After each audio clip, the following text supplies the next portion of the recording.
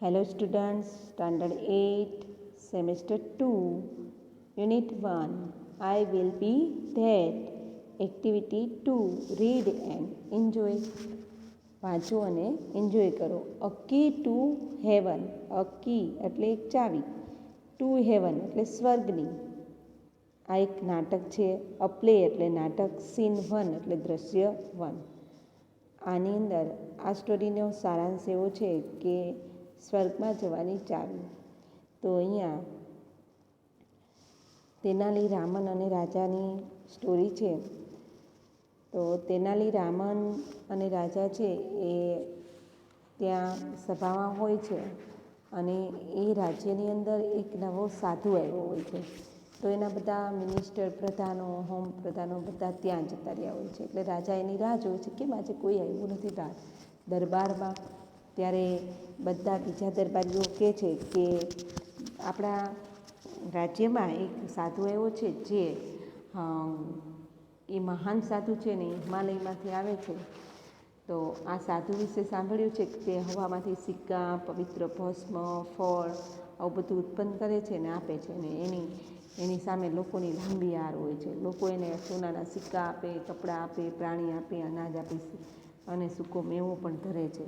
અને કોઈ પણ માંદગી હોય ને એનો ઉપચાર એ પૂજા દ્વારા કરી આપે છે. ત્યારે રાજાને એવું થાય છે કે કંઈક ગડબડ છે. એટલે એણે જે તેનાલી રામન હતું એને કહે છે કે આના વિશે વધુ જાણ અને નક્કી કર કે શું છે એમ. તો ત્યારે તેનાલી રામન તરત જ બીજા સીનમાં ત્યાં જાય છે અને લોકો વચ્ચે ઊભા રહે છે અને જોવે છે. તો સાધુ છે એ લાંબી દાઢી હોય છે ને કેસરી રંગના જબ્ભામાં ઝાડની નીચે બેઠા હોય છે. આંખો બંધ હોય છે ને થોડીક વાર પછી જ્યારે આંખો ખોલે એટલે લોકો જોવે છે કે એમની દિવ્ય આંખો ખોલે છે અને બધાને આશીર્વાદ આપે છે. ત્યારે એક ગામવાળો માણસ ત્યાં આવીને એમ કહે છે કે મહારાજ, મારો આ ચોખ્ખાનો પોટલો સ્વીકારો અને મને સલાહ આપો કે હું કેવી રીતે ધનવાન બનવું. ત્યારે એવું કહે છે કે ધનવાન બનવું એટલે શું, મારા ડાબા હાથનું કામ છે. તું એક કામ કર, મારી પાસે પૂજા કરાવી દે એટલે તું ધનવાન બનીશ. એના માટે તારે કશું કરવું નહીં પડે, માત્ર 2 સોનાના સિક્કા આપીશ એટલે તારી પૂજા થઈ જશે. તો બીજે દિવસે એ પૂજા માટે ફક્ત તારે 2 સોનાના સિક્કા જોઈએ. એટલે એ તરત જ કહે છે કે વાંધો નહીં, હું કરાવીશ. ત્યાં વચ્ચે જ સોનાના સિક્કા કાઢીને માણસ લઈને એને આપે છે. તો તરત જ રામન છે એ દોડીને ત્યાં આવે છે અને એને કહે છે કે તમે વિશ્વના સૌથી મહાન સંત છો અને મને આશીર્વાદ આપો ને મારી પણ સમસ્યા છે એ દૂર કરો. એટલે કે તારે વળી શું સમસ્યા છે? એટલે કે મહારાજ, મારા જીવનમાં તો બધુંય છે. મારી પાસે ગાડી છે, ઘર છે, બંગલા છે, પૈસા છે, સુખી કુટુંબ છે. પણ એવું કંઈક કરો કે મારું મૃત્યુ થાય તો હું પછી સ્વર્ગમાં જાઉં. એવું શું થાય કે જેથી તમે મને સ્વર્ગમાં મોકલી શકો?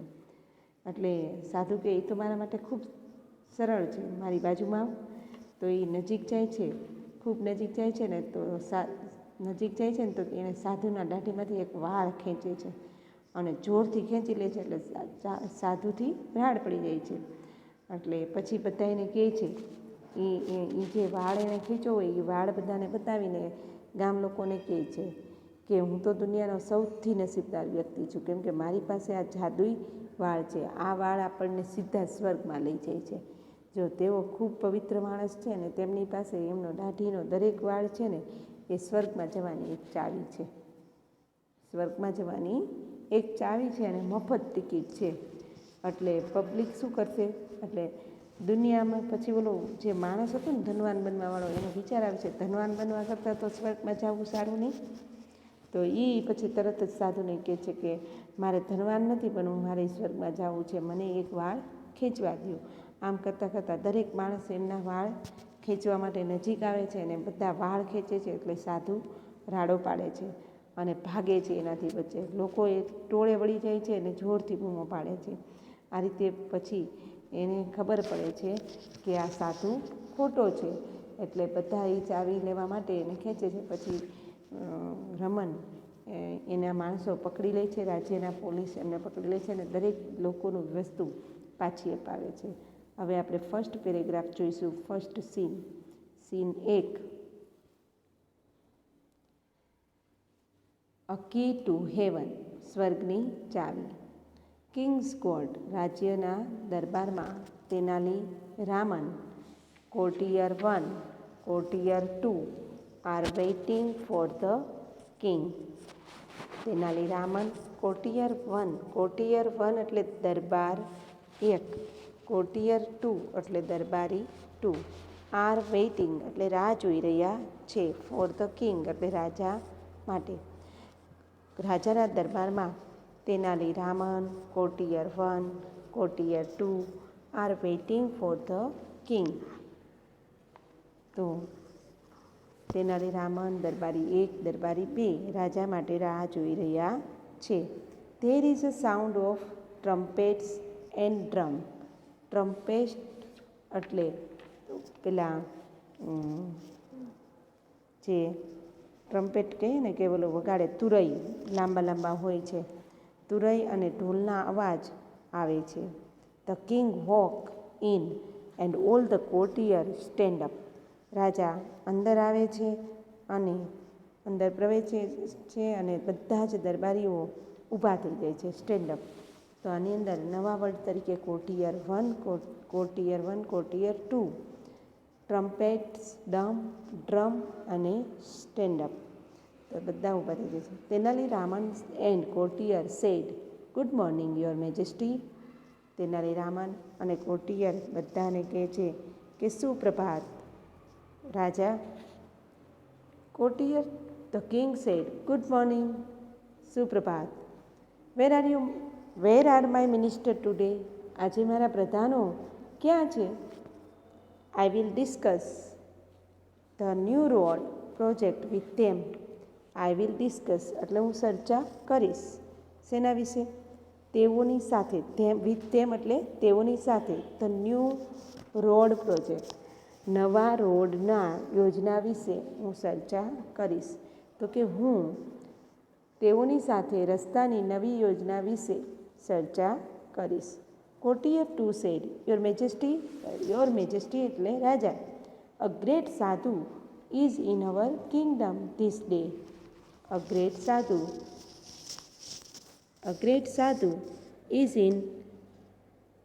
In our kingdom this day. આ દિવસોમાં એક મહાન સંત આપણા રાજ્યમાં આવ્યા છે. The ministers are at the sadhus camp.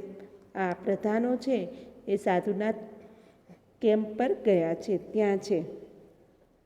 Minister તે સાધુની શિબિરમાં છે, કેમ્પમાં છે.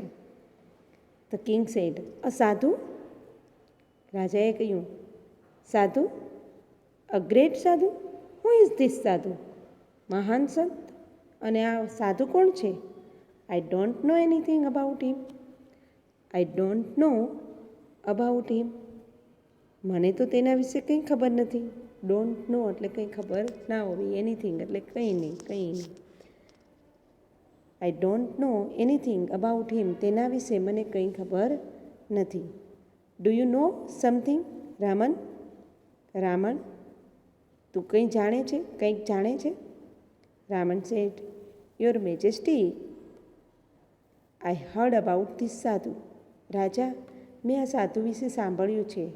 He comes from the Himalaya. તે હિમાલય પરથી આવ્યા છે.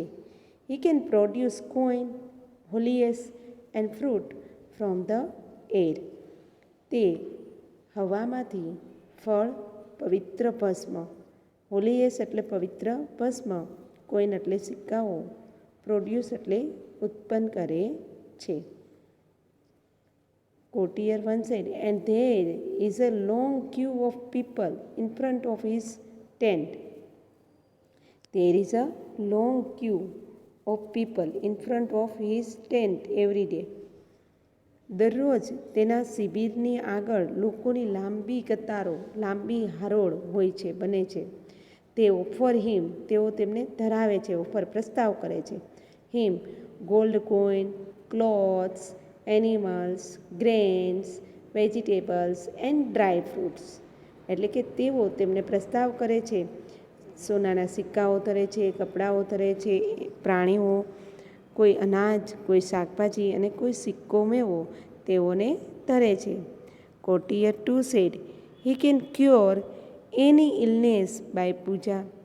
ઇલનેસ એટલે બીમારી, બાય પૂજા એટલે દ્વારા, ક્યોર એટલે સાજા કરવા. તે કોઈ પણ બીમારીને પૂજા દ્વારા સાજા કરે છે.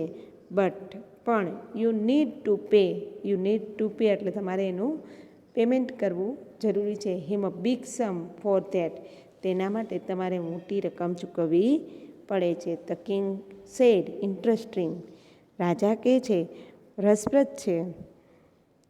I want to know more about this sadhu, મારે પણ આ સાધુ વિશે વધારે જાણવું છે. But you can go now, પણ હવે તમે જાઓ. I will discuss about this sadhu with Raman only, હું માત્ર રાવણ સાથે સાધુ વિશે ચર્ચા કરીશ. આગળના વિડીયોમાં બાકીનું જોઈશ. ધ કોર્ટિયર્સ લીવ, દરબારીઓ જાય છે.